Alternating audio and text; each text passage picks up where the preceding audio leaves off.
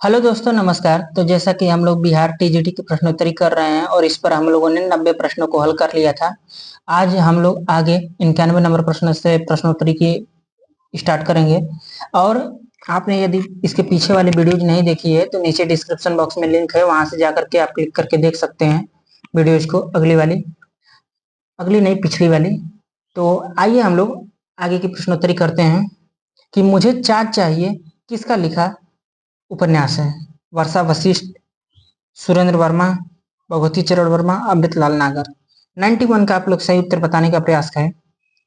तो देखिए, जो आपका सही उत्तर हो जाएगा वो सुरेंद्र वर्मा हो जाएगा। इन्होंने मुझे चाँद चाहिए उपन्यास 1993 ईस्वी में लिखा था। और इसकी जो मेन लीड रोल की जो नायिका थी वो वर्षा वशिष्ठ थी। फिल्मी जगत की भी स्टोरी इसमें है, तो ये चीज आप लोग ध्यान दीजिए। अगला प्रश्न हम देखते हैं 92 नंबर की तीसरी कसम उर्फ मारे गए गुलफाम किसकी लिखी कहानी है। फणीश्वर नाथ रेणु, महीप सिंह, कमलेश्वर, उषा प्रियंवदा। तो 92 नंबर का आप लोग सही उत्तर बताइए। तो आपका सही उत्तर हो जाएगा फणीश्वर नाथ रेणु। इन्होंने ही तीसरी कसम जो कहानी है इसको लिखा था। अगला है प्रश्न कि लाटी कहानी की लेखिका कौन है। और आपके सामने देखिए ऑप्शन दिया गया है मृणाल पांडे, शिवानी, उषा प्रियंवदा, कृष्णा सोबती। 93 का आप लोग सही उत्तर बताने का प्रयास करें। तो लाटी जो कहानी है वो शिवानी जी की है। बी ऑप्शन आपका सही हो जाएगा। अगला प्रश्न है कि फिर निराशा क्यों की लेखक कौन है। पद्मनाभ पुन्नालाल बख्शी, वासुदेव शरण अग्रवाल, जयनेन्द्र, बाबू गुलाब राय। 94 नंबर का आप लोग सही उत्तर बताने का प्रयास करें। तो आपका सही उत्तर हो जाएगा बाबू गुलाब राय। देखिए, पद्मलाल पुन्नालाल बख्शी की एक रचना तो हम लोग हमेशा पढ़ते रहे, क्या लिखूं। इसके ये बहुत ही लोगों को ध्यान में होगा। अगला प्रश्न है 95 नंबर कि हिंदी साहित्य का वैज्ञानिक इतिहास के लेखक कौन है। गुलाब राय, जयशंकर प्रसाद, गणपत चंद्र गुप्त, रामचंद्र शुक्ल। तो देखिए, वैज्ञानिक इतिहास, हिंदी साहित्य का वैज्ञानिक इतिहास, ये जो इतिहास है इसको गणपत चंद्र गुप्त जी ने लिखा है। अब कब लिखे थे तो 1965 ईस्वी में लिखे हैं। ठीक है, ये चीज ध्यान दीजिए। हिंदी साहित्य का इतिहास तो शुक्ल जी भी लिखे हैं। अगला प्रश्न है 96 नंबर कि कलम का सिपाही किसकी रचना है। और ये आपके लिए महत्वपूर्ण है। आपके सामने ऑप्शन है मुंशी प्रेमचंद, अमृत राय, हरिवंश राय बच्चन, नामवर सिंह। 4 ऑप्शन दिए गए हैं, आप लोग सही उत्तर का चयन करें। तो देखिए, जो कलम का सिपाही है ये अमृत राय की रचना है। अमृत राय मुंशी प्रेमचंद के बेटे थे। और एक बेटा अपने बाप को हमेशा एक गार्जियन या सिपाही के रूप में ही देखता है। तो अमृत राय की जो जीवनी है, अमृत राय ने जो जीवनी अपने पिताजी की लिखी है वो कलम का सिपाही नाम से लिखा है। ठीक है, ये याद करने का ट्रिक है। ठीक है, 1962 ईस्वी में इसको लिखे थे। क्योंकि कुछ लोग कंफ्यूज रहते हैं कि कलम का मजदूर जो प्रेमचंद की जीवनी इसको किसने लिखा है। तो कलम का मजदूर जो है इसको मदन गोपाल जी ने लिखा है। और कब लिखे थे तो 1964 में लिखे थे। यानी कि अमृत राय के लिखने के 2 साल बाद लिखना स्टार्ट किए थे। ठीक है, तो ये मदन गोपाल लिखे हैं कलम का मजदूर, मदन गोपाल। ठीक है, 1964 में। और 1962 में कलम का सिपाही अमृत राय उनके बेटे लिखे। ओकर उसके पहले प्रेमचंद घर में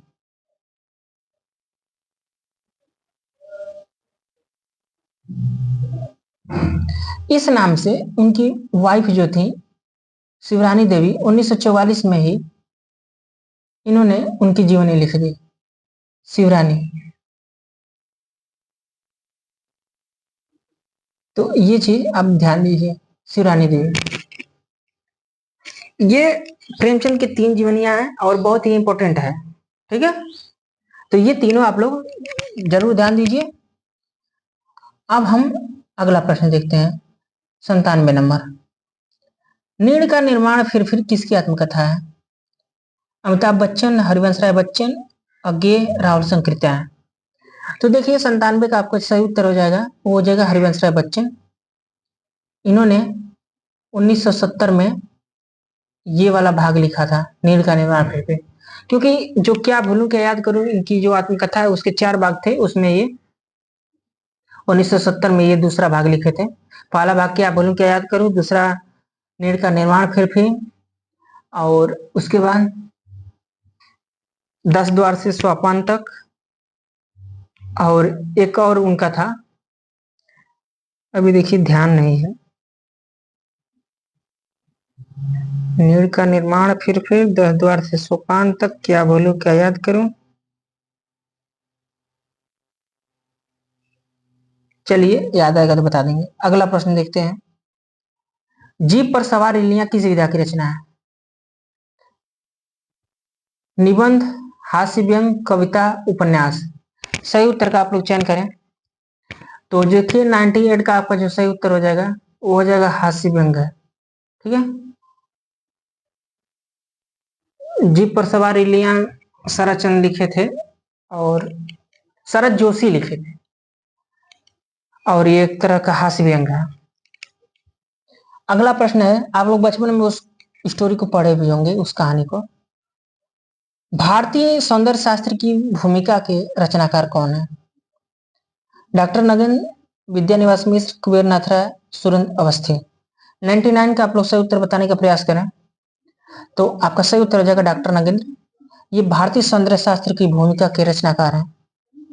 अगला प्रश्न है 100 नंबर कि नई कविता और अस्तित्ववाद, इनमें से किसकी आलोचनात्मक होती है? सही उत्तर बताने का प्रयास करें। नंदुलारे वाजपेयी, रामविलास शर्मा, रामस्वरूप चतुर्वेदी। 100 नंबर का आप लोग सही उत्तर बताने का प्रयास करें तो आपका सही उत्तर हो जाएगा रामविलास शर्मा। अगला प्रश्न है, मेरी जीवन यात्रा के लेखक हैं गुलाब राय, रामविलास शर्मा, राहुल संकीर्तन, यशपाल। 101 का आप लोग सही उत्तर बताने का प्रयास करें। तो देखिए आपका जो सही उत्तर हो जाएगा वो हो जाएगा राहुल संकीर्तन। इन्होंने ही मेरी जीवन यात्रा यात्रा वृत्तांत लिखा है। अगला प्रश्न है 102 नंबर कि एक बुद्ध सहसा उछली किस विधा की रचना है? कविता, निबंध, यात्रा वृत्तांत, आलोचना। तो एक बुद्ध सहसा उछली जो है, इसको अज्ञे जी ने 1960 में लिखा था, और ये एक तरह का यात्रा साहित्य है। इनका एक यात्रा वृत्तांत 1953 में आया था, अरे आयावर रह गया। अगला प्रश्न है, चिड़ू पर चांदनी के रचनाकार कौन है? अज्ञे, निर्मल वर्मा, रामविलास शर्मा, नासिरा शर्मा। 103 का आप लोग सही उत्तर बताने का प्रयास करें। तो चिड़ू पर चांदनी जो है वो निर्मल वर्मा की रचना है। अगला प्रश्न 104 नंबर, हिंदी का पहला समाचार पत्र माना जाता है। और देखिए आपके सामने ऑप्शन है, बनारस अखबार, प्रजा हितैषी, उदंत मार्तंड, करमवीर। तो देखिए जो पहला आपका समाचार पत्र था वो उदंत मार्तंड था। ठीक है, जो कि कलकत्ता से निकलता था। अगला प्रश्न है कि कौन सी पत्रिका के संपादक महावीर प्रसाद द्विवेदी थे? विशाल भारत, सरस्वती, ब्राह्मण, हिंदी प्रदीप। सही उत्तर बताने का प्रयास करें। 105 का सही उत्तर क्या होगा? तो सही उत्तर हो जाएगा सरस्वती पत्रिका के संपादक महावीर प्रसाद द्विवेदी जी थे, और ठीक ठाक समय तक 17 वर्ष तक संपादन किए थे, 1903 से लेकर 20 तक, 1920 तक, 1903 से 1920 तक, 1900 में यह पत्रिका निकली थी। शुरुआती संपादक के बाद ये अस्थायी रूप से संपादक बने थे। अगला प्रश्न है 106 नंबर कि इनमें से बालकृष्ण भट्ट द्वारा संपादित पत्रिका थी हंस, हिंदी प्रदीप, कवि वचन सुधा, ब्राह्मण। सही उत्तर बताने का प्रयास करें कि इसमें कौन सी पत्रिका है जो बालकृष्ण भट्ट ने संपादित किया था। तो आपका सही उत्तर हो जाएगा हिंदी प्रदीप। हिंदी प्रदीप को इन्होंने 1877 में संपादित किया था या निकाले थे।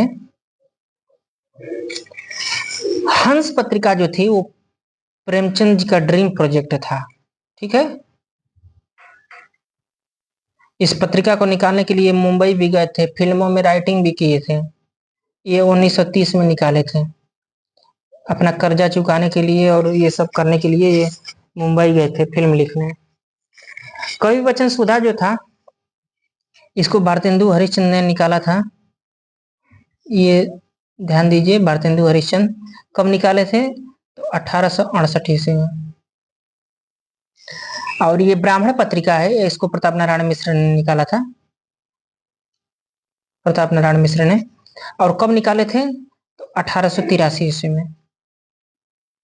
ये चीज आप लोग जरूर नोट डाउन कर लीजिए, ये आपके लिए बहुत जरूरी है। अगला है प्रश्न 107 नंबर कि वाक पत्रिका के संपादन से जुड़े रहे, कौन जुड़ा था? सुधीर पचौरी, प्रभाकर छेत्री, टी.एन. चतुर्वेदी, अज्ञे। 107 का आप लोग सही उत्तर बताने का प्रयास करें तो आपका सही उत्तर होगा टी.एन. चतुर्वेदी।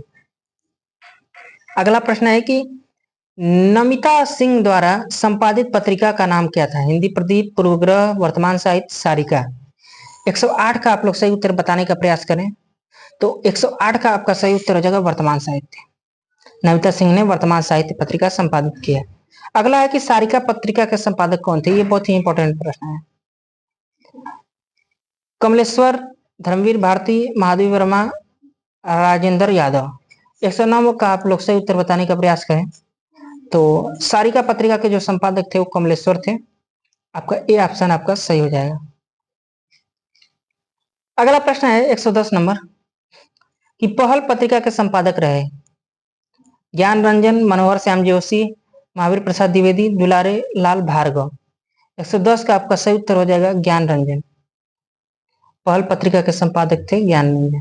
ठीक है, अगला प्रश्न देखते हैं 111 नंबर कि सिंहावलोकन किसकी कृति है? अज्ञे, यशपाल, अमृतलाल नागर, भगवती चरण वर्मा। 111 का आप लोग सही उत्तर बताने का प्रयास करें तो देखिए 111 का आपका जो सही उत्तर हो जाएगा वो हो जाएगा यशपाल। ये यशपाल जी की अपनी पर्सनल आत्मकथा है। देखिए आत्मकथा पर्सनल होती ही, आत्मकथा उसी को कहते हैं जो व्यक्ति अपना जीवन के बारे में अपने स्वयं लिखता है, और जब आपके जीवन के बारे में दूसरा कोई लिखता है तो जीवनी हो जाती है। तो ये यशपाल जी की आत्मकथा है और ये सिंहावलोकन नाम से 3 भागों में आई थी।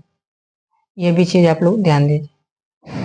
अगला प्रश्न है 112 नंबर कि अपनी खबर किसकी आत्मकथा है?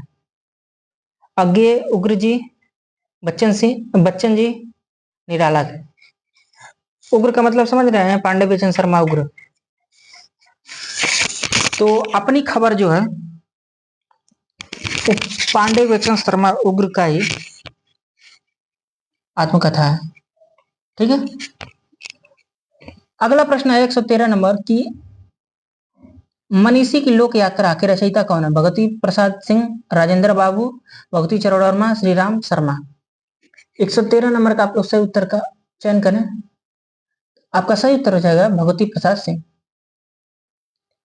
114 नंबर प्रश्न देखते हैं कि कौन सी रचना विद्यानिवास मिश्र की नहीं है? हल्दी दूब, पौड़ मुकुट, कौन तू फुलवा, बीनन हारी, मेरे राम का मुकुट भीग रहा है। तो 114 का आपका जो सही उत्तर हो जाएगा वो हो जाएगा पौड़ मुकुट।